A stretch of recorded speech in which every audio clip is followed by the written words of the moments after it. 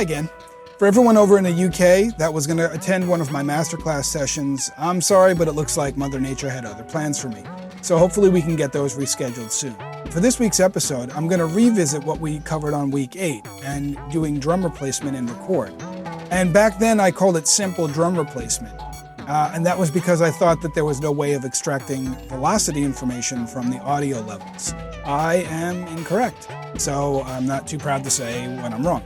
So I did a little more tinkering around, and it turns out that you can extract velocity information. So I'm going to show you how to do that. And also what we're going to do is we're going to use Reason drum kits as the sample source for the replacement.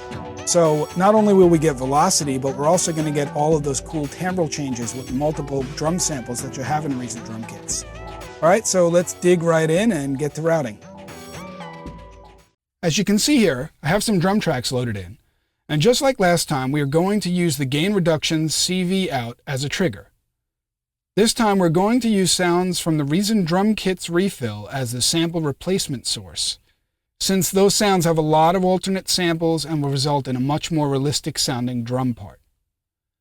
I have also created 2 combinators, one for the kick and one for the snare, for just this purpose, and you can download them from this link. To connect them, just route the gain reduction CV out of the kick to the sequencer control gate in of the kick replacer combinator, like this, and do the same thing for the snare track and the snare replacer combinator. Now let me give you a bit of background. When you trigger the combinator or any other device which you would normally play on a chromatic scale or a keyboard controller, using the gate input, what will be sent is a note of E3 on the piano keyboard. Now, since Reason drum kits maps the kick to C1 and the snare to D1, I needed to transpose each combinator so that the correct note is being triggered, as you can see here. For the kick, I transposed down -28, and for the snare, it's -26. To select a different kick or snare drum sound from Reason drum kits, just select a different patch from the individual instruments folder for each combinator using the NXT that's inside this combinator here. Just click Show Devices and you'll see. I use the stereo mix patches as my source for this, but feel free to go with the individual output patches if you're up for the challenge. Now to get the velocity working. I needed to make sure that the compressor on each one of the mixer channels is really affected by any amount of change in volume from those drum tracks. So I set the ratio to max and also turned on the compressor peak button here. I also needed to do a little bit of pre-dynamics EQ to totally isolate the frequency ranges of the kick and snare, as you can see here, and also routed the compressor to post-dynamics EQ by pressing this button. You may have to work a little bit with the threshold of the compressor on the channel, just a bit to dial in the right amount.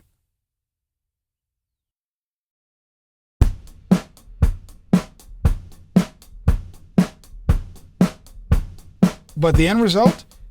You get very realistic sounding drum replacement complete with dynamics and timbre changes, as you can hear from this example here, and all done just in record.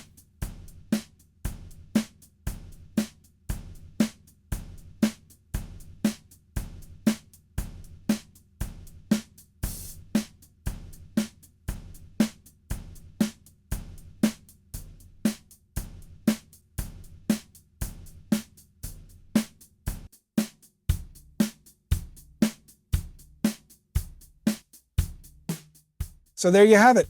Professional sounding drum replacement in record. No additional software required, except of course for Reason drum kits.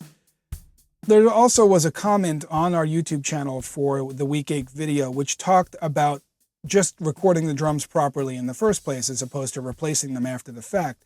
And I wanted to comment on that and say that I agree, and if your skills are up to the challenge, you of course should try to get the best sounding drums that you can from the beginning.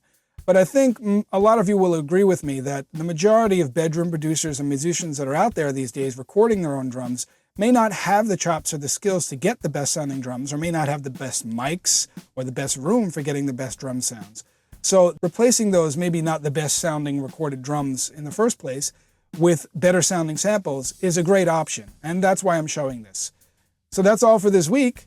And keep sending those email requests in, and I'll see you very soon. Bye.